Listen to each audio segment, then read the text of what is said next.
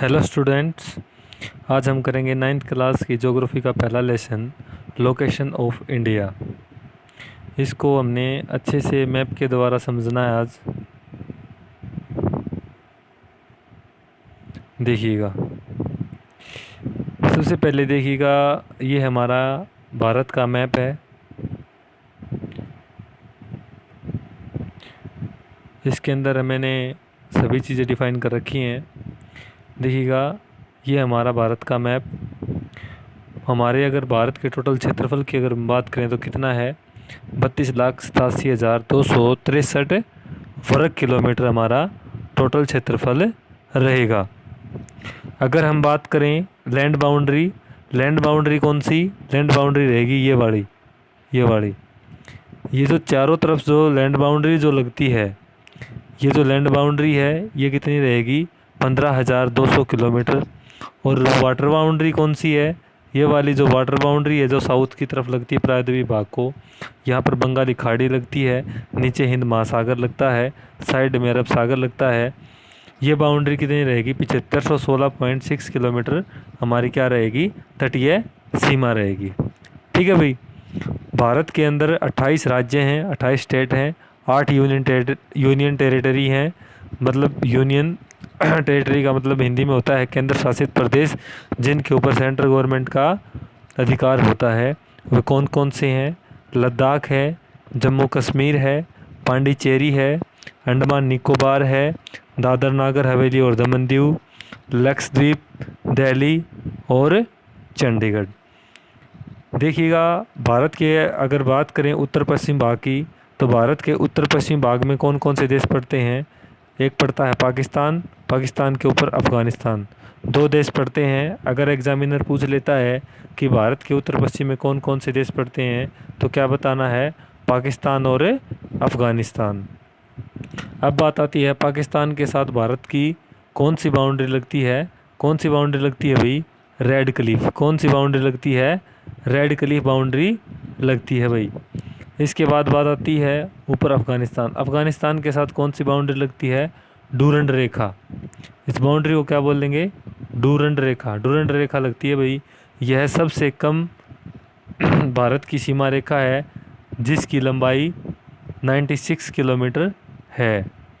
ठीक है भाई। इसके बाद बात आती है भारत की सबसे ज़्यादा सीमा रेखा कौन से देश के साथ लगती है। भारत की सबसे ज़्यादा सीमा रेखा जो किसी देश के साथ लगती है, वो देश है बांग्लादेश। उस सीमा रेखा को भी रेड क्लिफ ही बोलते हैं। रेड क्लिफ क्यों बोलते हैं भाई, इसलिए बोलते हैं क्योंकि 1947 में जब भारत और पाकिस्तान का विभाजन हुआ था, तब बांग्लादेश नहीं था। पूर्वी पाकिस्तान और पश्चिमी पाकिस्तान के नाम से ये पश्चिमी पाकिस्तान, ये पूर्वी पाकिस्तान, दो पाकिस्तान बने थे। लेकिन 1971 में बाद में ये बांग्लादेश नाम से अलग से एक देश बन गया। तो इन दोनों के बीच में जो रेखाएं खींची गई थी, उनको रेड क्लिफ रेखा ही कहा जाता है।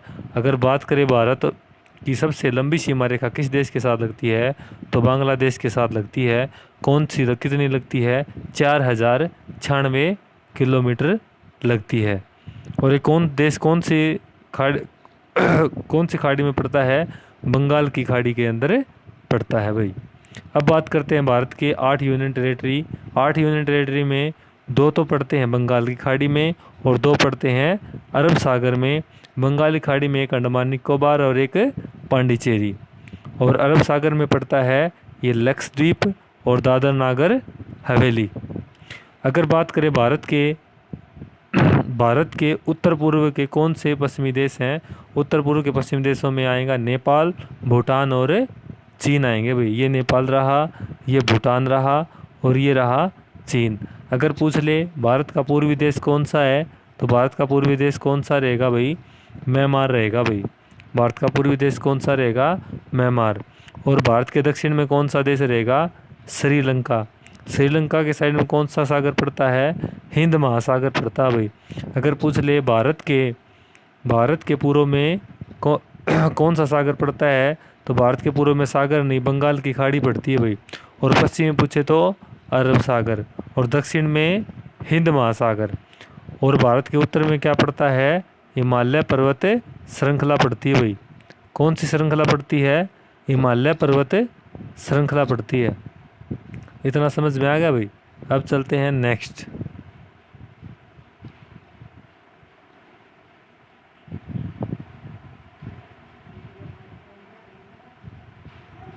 देखो भाई, अब बात करते हैं भारत के पूर्व और पश्चिम की लंबाई। भारत के पूर्व और पश्चिम के बीच लंबाई कितनी है भाई? 2933 किलोमीटर। गुजरात और अरुणाचल प्रदेश के बीच की लंबाई कितनी है? 2933 किलोमीटर। और भारत के उत्तर और दक्षिण की लंबाई कितनी है भाई? 3214 किलोमीटर। कितनी है भाई? 3214 किलोमीटर। कितनी है? 3214 किलोमीटर।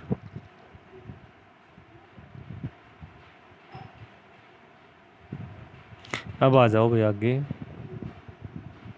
इसको देखो ध्यान से। ये कुछ समझ में आ रहा है भाई?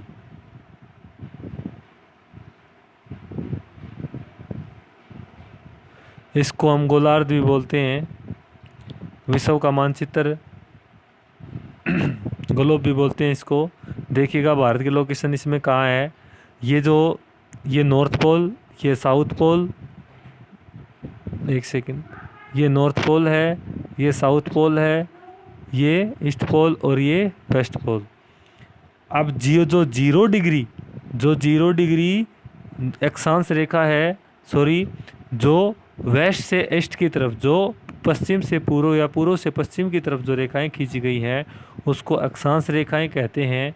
और जो उत्तर से जो दक्षिण की तरफ जो रेखाएं खींची गई हैं उनको देशांतर रेखाएं कहते हैं। जो रेखाएं खड़ी रेखाएं हैं वो देशांतर हैं और जो पड़ी रेखाएं हैं वो अक्षांश रेखाएं हैं। तो जो 0 डिग्री जो देशांतर है, जो ये ईस्टर्न पोल पर पड़ती है, इसको क्या कहते हैं? भूमध्य रेखा या विषुवत रेखा भी इसको कहते हैं। ठीक है भाई। इसके ऊपर वाला पार्ट कौन सा हो गया? North pole. नॉर्थ पोल वाला उत्तरी गोलार्ध। भारत की स्थिति कौन सी जगह पर है? उत्तरी गोलार्ध में है भाई। उत्तरी गोलार्ध में है भारत की स्थिति। भारत को दो भागों में कौन विभाजित करती है? 23.5 डिग्री अक्षांश। 23.5 डिग्री अक्षांश। 23.5 डिग्री अक्षांश को क्या कहते हैं? कर्क रेखा कहते हैं भाई। और कर्क रेखा भारत के कितने राज्यों से होकर गुजरती है? 8 राज्यों से होकर गुजरती है। वे 8 राज्य कौन कौन से हैं? गुजरात, मध्य प्रदेश, राजस्थान, छत्तीसगढ़, झारखंड, पश्चिम बंगाल, मिजोरम और त्रिपुरा। ये 8 राज्य हैं भाई। ठीक है भाई। और भारत के जो दक्षिणी गोलार्ध है उसमें 23.5 डिग्री को क्या कहते हैं? मकर रेखा कहते हैं भाई। अब बात आती है भारत की लोकेशन की। तो भारत का अक्षांशीय और देशांतरीय विस्तार कितना है? देखिएगा, देखो भाई, ये भारत है। तो भारत के जो पूर्व की तरफ जो टच कर रही है अक्षांश रेखा, एक ये देशांतर रेखा, एक ये और एक ये देशांतर रेखा। इन दोनों देशांतर रेखाओं क्या कहेंगे? 68 डिग्री 7 मिनट, 97 डिग्री 25 मिनट। और जो ऊपर जो टच कर रही है उसको 8 डिग्री 37 डिग्री 6 मिनट। और जो विषुवत रेखा के साइड से जो अक्षांश रेखा टच कर रही है भारत को, इसको क्या कहेंगे? 8 डिग्री 4 मिनट। इस प्रकार से ये भारत की स्थिति बनती है भाई। ठीक है। भारत की स्थिति अगर अक्षांशीय विस्तार में बतानी हो तो बताएंगे उत्तरी अक्षांश, और देशांतरी विस्तार में बतानी हो तो बताएंगे पूर्वी देशांतर में भाई। ठीक है भाई। अब बात करते हैं भारत का मानक समय। भारत का मानक समय कहाँ से लिया गया? मानक समय का मतलब ये है भाई, क्योंकि जो ये एक देशांतर है, इस देशांतर से दूसरी देशांतर पर जाने पर कितने मिनट का समय लगता है? 4 मिनट का समय लगता है भाई। इसीलिए भारत के, अब देखो भारत तो बहुत विशाल देश है, भारत के अंदर बहुत सी एक देशांतर रेखाएं गुजरी हैं। तो इसका मतलब भारत के अंदर अलग अलग क्षेत्र पे अलग अलग समय दर्शाया गया है। तो उसको एक मानक समय माना गया एक जगह से, कि भाई पूरे भारत का यहीं से समय माना जाता है। वो कौन सी जगह है? यूपी के अंदर, उत्तर प्रदेश के अंदर इलाहाबाद में मिर्ज़ापुर नामक जगह है, जहाँ पर नैनी नामक स्थान से भारत का मानक समय लिया गया है। वो कौन सी देशांतर है? 82.5 डिग्री पूर्वी देशांतर है भाई, जहाँ से 82.5 डिग्री पूर्वी देशांतर है, जहाँ से भारत का मानक समय लिया गया है भाई। और भारत कौन से गोलार्ध में स्थित है भाई? उत्तरी गोलार्ध में स्थित है भाई भारत। ठीक। ठीक है। अब बात आती है इसके नेक्स्ट जो क्वेश्चन, जो हमारा नेक्स्ट लास्ट जो क्वेश्चन बनता है कि भारत कि भारत के गुजरात और अरुणाचल प्रदेश के बीच, भारत के गुजरात और अरुणाचल प्रदेश के बीच देखिएगा कि भारत के गुजरात और अरुणाचल प्रदेश के बीच कितने समय का अंतर है, इन दोनों के बीच समय का डिफरेंस कितना है। तो कैसे निकालेंगे भाई, एक देशांतर से दो देशांतर के बीच का कितना समय लगता है, 4 मिनट लगता है। लगभग दूरी कितनी होती है भाई, लगभग दूरी होती है 111 किलोमीटर होती है भाई। तो अगर हम बात करें भारत के देशांतरीय विस्तार की, समय निकालना, तो देशांतरीय विस्तार को देखेंगे। देशांतरीय विस्तार को देखेंगे तो देखो भाई, इधर भारत का देशांतरीय विस्तार देखेंगे तो अरुणाचल प्रदेश और गुजरात के समय को निकालने में कौन सहायता करेगा, इसका देशांतरीय विस्तार। देशांतरीय विस्तार क्या है, 68 डिग्री 7 मिनट और 97 डिग्री 25 मिनट। अब हम इन दोनों का क्या करेंगे भाई, डिफरेंस कर लेंगे। डिफरेंस क्या आएगा भाई, लगभग देखो भाई यहाँ पर नेक्स्ट स्लाइड में दिखाया गया है, नेक्स्ट में चलते हैं हम। देखो भाई यहाँ पर अच्छे से दिखाया गया है, ये देखो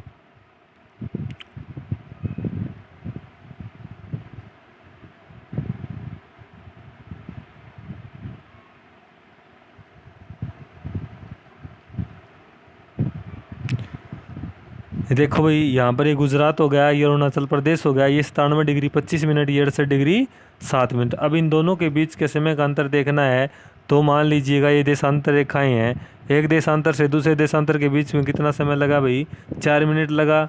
4 मिनट लगा तो यहाँ से लेकर यहाँ का डिफरेंस अगर हम निकालेंगे तो 97 डिग्री 25 मिनट से 68 डिग्री 7 मिनट तो को घटाएंगे तो समथिंग कितना आएगा, 29 डिग्री समथिंग आएगा। तो इसको अगर हम इसको राउंड फिगर में लेते हैं, राउंड फिगर में लेते हैं तो कितना आएगा भाई, लगभग 30 डिग्री आ जाएगा। कितना डिग्री आ जाएगा, लगभग 30 डिग्री आ जाएगा भाई। तो 30 डिग्री, लगभग 30 डिग्री आ गया हमारे पास। अब 30 डिग्री को हम किससे मल्टीप्लाई कर देंगे, 4 से कर देंगे भाई, क्योंकि एक देशांतर से दूसरी देशांतर पर हम जब जाते हैं, एक देशांतर से जब हम दूसरे देशांतर पे जाते हैं तो कितने मिनट का समय लगता है, 4 मिनट का। तो 4 को 30 डिग्री से अगर हम मल्टीप्लाई करें कितना आएगा, 120 minute. 120 minute is equal to 2 hours. तो भाई अगर हम बात करें अरुणाचल प्रदेश और गुजरात के बीच समय का अंतर कितना हो गया, 2 घंटे हो गया भाई। ठीक है भाई, ये हमारा पहला जो लेसन था इंडिया की लोकेशन 9th क्लास की ज्योग्राफी का कंप्लीट हो चुका है। अगर किसी को डाउट रहता है तो कमेंट बॉक्स में डाल सकता है। प्लीज़ ज़्यादा से ज़्यादा लाइक और सब्सक्राइब करें। थैंक यू भाई।